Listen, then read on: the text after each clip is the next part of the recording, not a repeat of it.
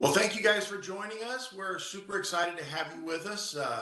We've been preparing all year for this year. And so now we're into 2023, and hopefully it's a super successful year for everybody.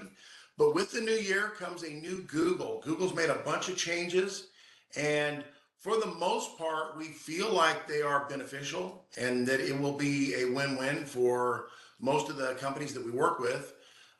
We have a specific focus for ServPro, so you'll see a lot of slides relating to ServPro in here. But we're excited to have you guys with us, and so we're going to jump on in. I'm Paul Farmer with Starfish SEO and Marketing, and we've also got Martha Magat from our account management team, and Hey, she is exceptionally qualified to dive into this. She's our Google certified specialist. She has worked with a number of companies in a capacity to specialize in the Google field.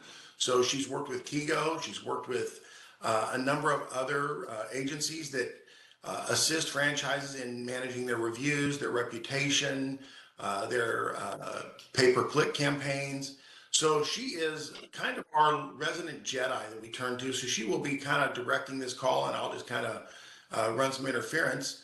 And at the end of this presentation, we'll have an opportunity to ask you questions and answers, and we can run through that. And there's no time like the present to jump straight on in. So Google Business Profile was formerly known as Google My Business. So you'll see that acronym float around to a lot of people that are not familiar with the new transition. It used to be GMB, and now it's GBP. So that was a big transition originally. It's like the fourth time they've rebranded their naming. So hopefully this is a final, stop. But one of the things that we like to do is start out, what does this actually mean? If somebody's starting from square one, they're not familiar with Google Business Profile, they're not familiar with how this can help their business, we're going to walk through some of the main things that you can do on this platform, as well as how the changes will affect you. So Google Business Profile allows a business to have a local presence on the internet. So when somebody is looking for water damage, fire damage, fill in the blank, whatever your business or your line of work is, when they're searching for that on Google, how does Google know where your business is located? And the primary go-to is going to be Google Business Profile. It's going to allow you to put not only your name of your company, your address, your services. We'll cover some of these other things as we go through there. But you really want to make sure that not only have you claimed this, but you have all this information accurately assessed. Because if you do not input it yourself and take control of the narrative, Google sometimes thinks they're too smart for their own good, and they start adding information and that may or may not be accurate. So they will go to your website and they'll crawl and pick up some information over there. They may pick up a phone number, they may pick up an address, they may pick up some services. And sometimes those are correct, but sometimes they grab the wrong page or the wrong link, and then you end up with a wrong phone number. So how would that be if somebody looked up your business, found you accurately on a search, and then called the wrong number? That would be a tragedy. And so we want to help you prevent that. So this is going to show you how your clients can stay in touch with you through that business profile. One of the things that's nice is they give you a really cool dashboard. And on this dashboard, Martha, I'm probably going to be better off to actually turn this over to you at this point, and then you can yeah, hand it back to me because you run through this gauntlet on a regular basis. So yes. this is Martha Magat. We're super excited to have you on the call, Martha. Thank you. Thank you, Paul. So as Paul has mentioned, your Google Business Profile contains a lot of information about your business, such as what you do, where you're located, how your business can be reached. That's why it's really important to keep this information up to date.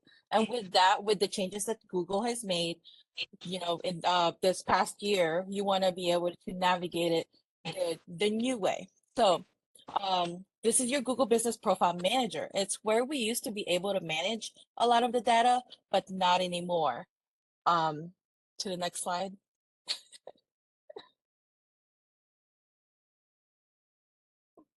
So your Google Business Profile can now be edited and updated on either Google Search or Google Maps. As you can see here, all your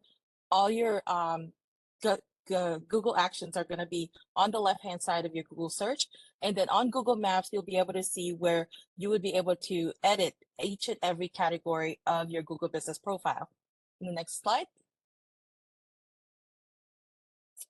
So let's go over some of those Google business profile actions on Google search, and each action allows you to view or make changes to those profiles. So with edit profile,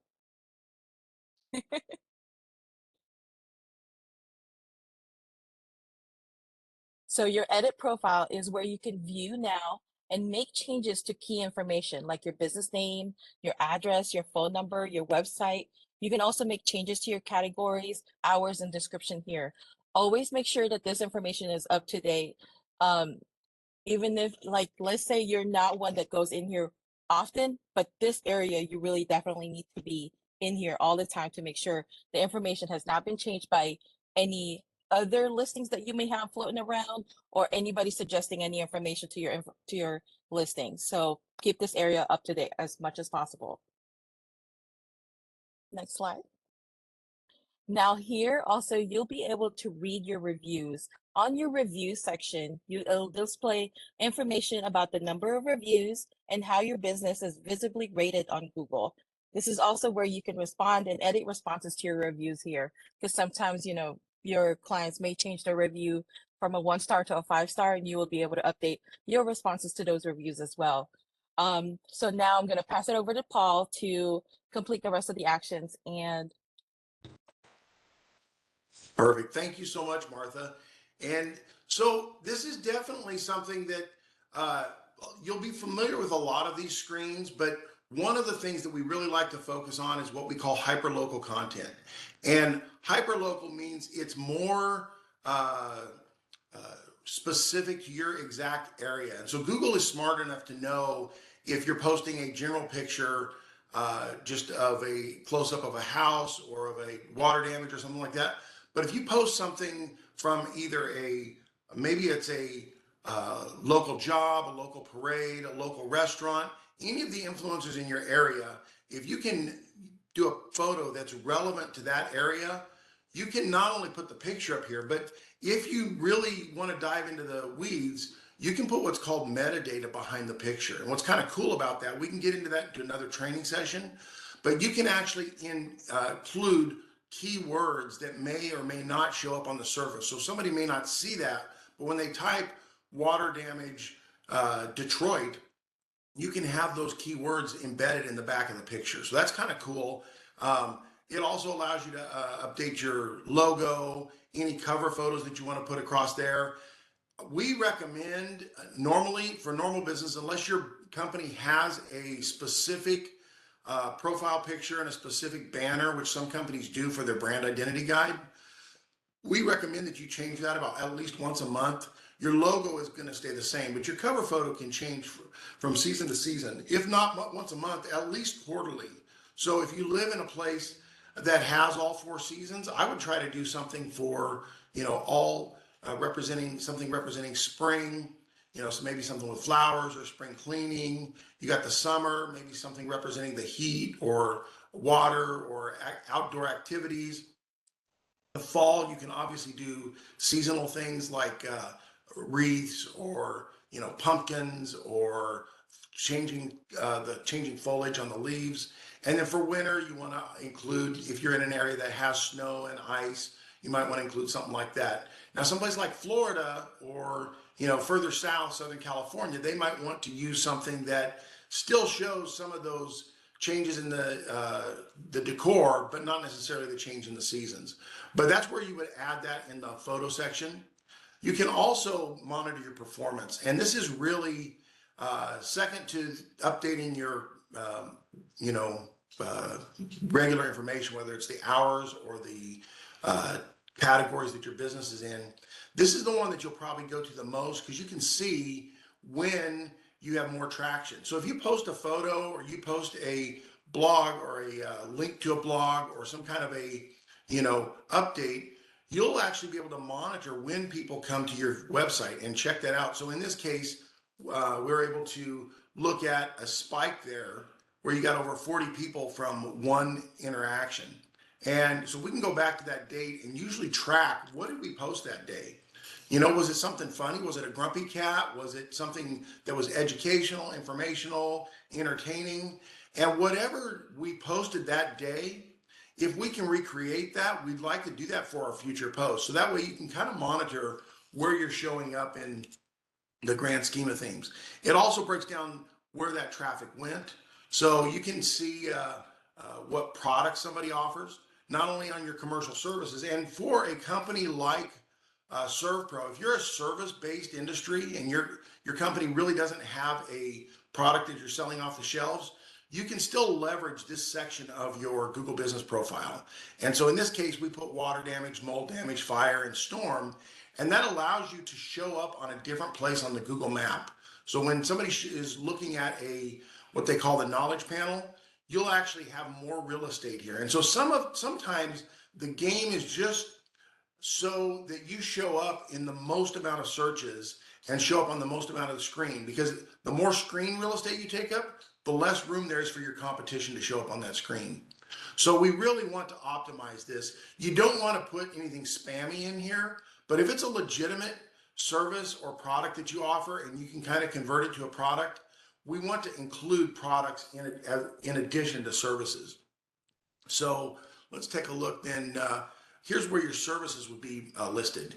And you can get into the weeds on this. This is kind of nice because some people offer a service in one area, but they don't offer it in another. So for instance, with the ServPro brand, you may have one franchise that does heat and air duct cleaning. Another franchise may not. So Yext or some other monitoring software may override that. So you have to stay on top of what your corporate office is sending out. But if, for instance, they do add in air duct cleaning and you weren't doing that, you could go in here and manually change it back. And you could do that with a number of services where somebody may handle commercial work, somebody may not. One company may sell a certain widget in the same chain, but they don't sell it in another market. This is where a daily or weekly, at least, checkup would be worthwhile noting. Now, you'll notice at the top of the screen here, it says your edit is pending review. It may take up one day to publish. That's kind of convenient. That lets you know if a customer, because here's one of the other drawbacks to Google Business Profile, is your customer can actually submit edits straight from their computer or their phone. So they can go in and say, hey, we think that you should do dog grooming, and they can put dog grooming in here. Well, that may not be relevant to you. You have an opportunity to go in here and decline that and say, hey, that's not really relevant to my service, Google. Do not include dog grooming on my services page. But it is important to monitor this at least once a week, because there's so many bots out there and so many people are trying to hack into your pages right now that you don't want somebody to get control of your page. And the best way to do that is just stay in there all the time. You know what's going on. So once you decide you do agree with the service that they're suggesting, then you can go on and accept it, and it will be included on your services in the future. So you can also add updates, and this would be updates for your customers. If you have a specific offer, if you know that frozen pipes are coming, you can actually include a little comment about frozen pipes. If you live in an area that may have wildfires or seasonal disasters, you can include an update there. You can also add events over here, and that's kind of nice if you're doing a Christmas parade, if you're doing a Cancer Relay for Life, if you're doing some kind of a sponsor charity where you want people to show up. You can add this on his calendar. It will show up. You can put some pictures. You can tag other people that may be involved in that. And then once the event is over, it will still be on the back of your page where you can go look at the pictures, but the event will be over and it will no longer show up as an upcoming event. So lastly, we need to get reviews. Reviews are paramount. And there's so many people that don't understand the importance of this. We've been preaching this for a while at Starfish because we recognize the value of this. People can generate reviews externally. Somebody can, you can hire an agency, you can ask all your friends and family to get reviews, but ultimately the best way to do this is organically. I heard somebody say, better than learning the tricks of the trade, just learn the trade. And if your company is doing a solid job on whatever service or product you sell, then you need to be training your employees and all the people that answer the phone, the receptionist, the management team, to be requesting these reviews every chance they get. And Google makes that easy now by allowing you to provide this little link here. You can send a link out via email, via text. You can send it through a social media click, through like a LinkedIn or something like that. And so we encourage you, as soon as you finish a job, as soon as you complete a transaction with a customer, don't hesitate to reach back out to them and say, hey, were you happy with everything? How did everything go? If it went well, that's your opportunity to go on and say, hey, I'm going to send you a link right now. Would you please consider clicking this? It will really help our business. It'll help us grow in the digital space. And we really value your input as a customer. So that will definitely get you going the right direction. And the more reviews you get, the more positive reviews, the harder it is for a negative review to bring you down. So if you've got one positive review and one negative review, that immediately cuts your score in half. But if you've got 10 positive reviews and only one negative, that's going to only bring you down 1 point, 1 star. So it's really well worth it to go on and start training your people now. And we found that that is the best way to do it, is not just to try to do once a month or once a week, but actually on a daily basis, ask every single customer, hey, would you please leave us some feedback? It's a little bit painful at times, but after a while, your people will begin to understand the importance of this. And some companies offer a little bonus for the employees. They'll offer, hey, every time you get a sign up, you get a $5 coupon, or you get you have a fund, a fund that you build up. And at the end of the month, we're going to tally up how many you got and write you a check for that, or we're going to give you a gift card for something. You could run a contest where you could have people in your company actually, whoever gets the most, then you could give them some kind of a special reward, and you could, post that and share that on your other social channels. But definitely take full advantage of these links to share on WhatsApp, email, Facebook, or any other platform that you want to get to. So that brings us to the funnest part of what we do. It's questions and answers. So I know that we've got a couple that were written in. Does anybody have any questions they'd like to ask about the new Google Business Profile and how you can optimize it for your company this year? I have a question. Yes. When you were talking about products and services, you said that those are interchangeable. Can you kind of dig into that a little bit more? Can you go back to that screen and talk a little bit more about that? Because that was a little unclear for me when you say that they're interchangeable. Well, they're not really interchangeable. I shouldn't probably use that word. I apologize if I did use that word. They basically, most companies that, let's get over here and jump in here. Okay. Bear with me 1 second. Okay. So on the products, let's actually start at services, because that's probably a lot of companies only have a service where they actually go to somebody's residence and they actually work on site, or they send something out. So people are not visiting a brick and mortar location on a daily basis. Therefore, they're not actually purchasing a product, whether it's a widget, a article of clothing, a chemical, some kind of a product that they can use for whatever, whether it's something for their home or something for their school or business. So in this case of ServPro, we've used water damage. So they're going to go out to somebody's house and clean up water damage. In another case, we may use fire damage. If somebody has a smoke problem in their home, they've maybe been cooking something in the kitchen and smoke damages their house, you can fill all of this out on your Google Business Profile, and it tells Google what services you offer. However, when we go back to the actual knowledge panel right here, down at the bottom, you'll see where it says products there.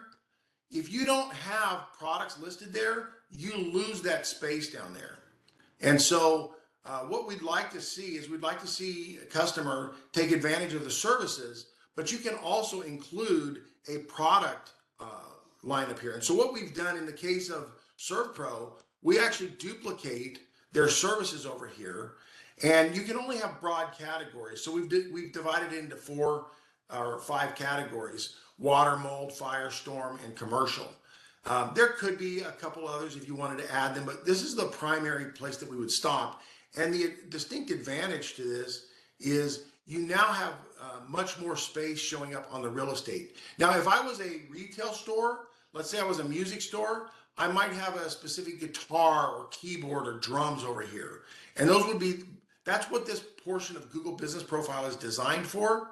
However, since Google is not really monitoring that, and we really do value this real estate I was talking about, you really want that to show up if at all possible. So I would recommend anybody in a service industry, if you've got something that's transferable that you could have a little icon for and a minor description, I would absolutely include that in the products. Did that answer your question? It sure did. Thank you very much. All right. Let's see. One of the other questions that came in might be directed over at Martha. Let me see here if I can pull this one up for you, Martha. They were asking if on the review side of the street, when somebody leaves a review, how can you vet out if that review is legitimate? If it looks like it might not even be for your business, and in most cases it's a 1-star review, how do you respond to a 1-star review that you don't really think is accurate?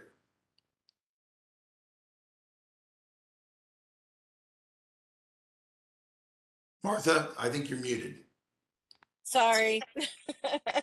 So it's really hard to tell when a review doesn't belong to you. One, um, I mean, there's the obvious signs where they're leaving a review for a completely different business or for a completely different service.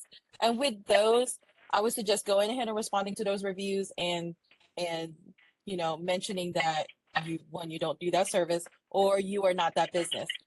But then once you do that, then you can flag that review to for Google to take a look at it.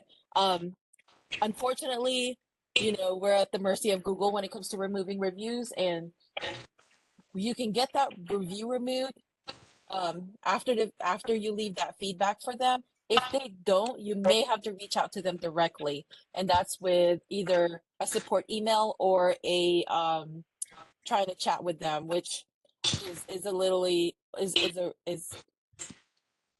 like one of those 1 in a million chances you'd be able to reach somebody at that point in time.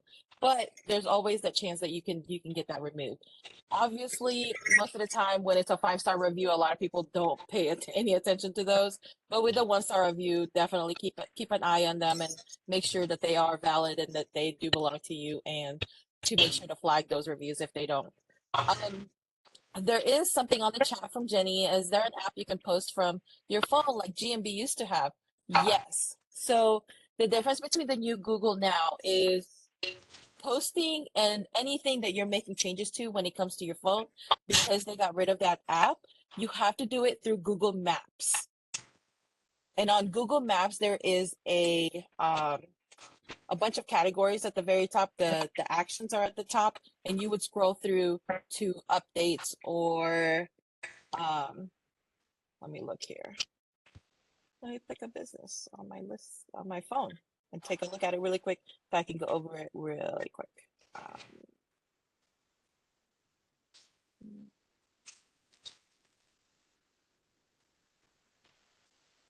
Sorry.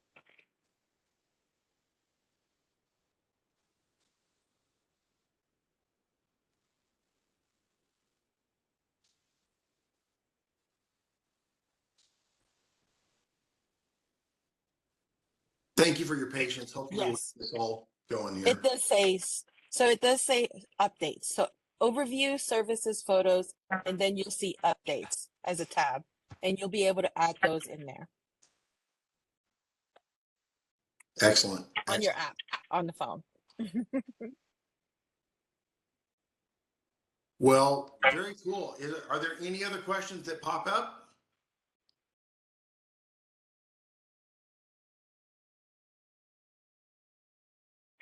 I have one more quick question. Okay. When you had mentioned about the cover photos, changing those like every quarter you were suggesting, that's the bigger photo, right? What normally would be not the logo itself, because that's the profile picture. Which Which picture were you referring to that needed to be changed every quarter? Sure. Let's see here. If you look on the actual page here, this is, well, I don't have a great example, but this would, if you can see in the top portion of this, you can see a wider, broader picture on the bottom side of that. You can see the main picture for the logo there. So your logo, you see where it says your business on Google, the over on the left where it's got the green Serpo logo.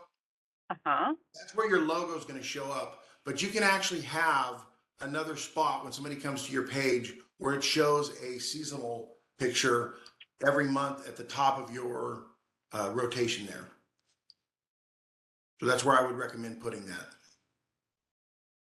That's the one on the right side or right next to the profile?